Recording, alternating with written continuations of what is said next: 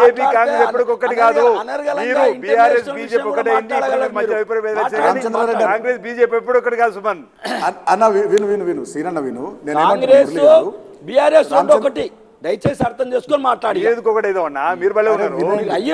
4 మాసాల క్రితమే బీఆర్ఎస్ మీరు ఉన్నారు. ఓడగొట్టి మీకు అధికారంలోకి వచ్చినాము. బాల్కాసు మంది మీరు చెప్పండి. కాంగ్రెస్ కలిసి ఉన్నారా లేదా అంతవరకు అడుగుతున్నా. మురళి గారు ఎందుకు కలిసి ఉన్నారో ఎందుకు విడిపోయారని అంటలేను.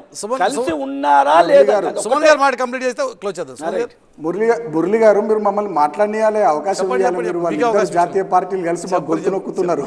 వాళ్ళిద్దరు కలిసిపోయారు అనడానికి డిస్కషన్ వాళ్ళందరికీ కూడా అర్థమైపోతుంది. ఒకటి బాల్కాసు మంచి రాజకీయంగా మీరు పైకి రావాలి. వ్యక్తిగతంగా చెప్తున్నా మీరు మంచి చాలా మంచి వ్యక్తి. కానీ పనికి పార్టీలో ఉన్నావు బయటికి రా. మా పార్టీలో బీజేపీకి ఆఫర్ మంచిగా ఎదుగుతావు. ఓపెన్ ఆఫర్ ఏంది ఇది? ఓపెన్ ఆఫర్ గారు ఏ సార్ నెక్స్ట్ మీరేనా సుమన్ భాయ్ మాట్లాడు. మురళి గారు నేను ఒక మాట అంటున్నా. ముందు దీనికి సమాధానం చెప్పండి. ఓపెన్ ఆఫర్ బీజేపీ వైపు నుంచి ఆ పార్టీ సీనియర్ నాయకుడు రామచంద్ర రెడ్డి గారు మిమ్మల్ని పిలుస్తున్నాడు. పోతారా?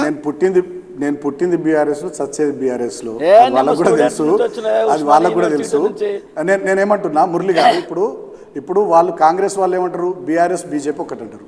బీజేపీ వాళ్ళు ఏమంటారు, బీఆర్ఎస్ కాంగ్రెస్ ఒకటి అంటారు. నిజంగా ఇవాళ మీరు గమనించినట్టయితే బీజేపీ బీఆర్ఎస్ ఒక్కటైతే మా కవిత గారి మీద ఈడీ కేసు ఎందుకైతే ఆమె తిహార్ జైల్లో ఎందుకు ఉంటుంది?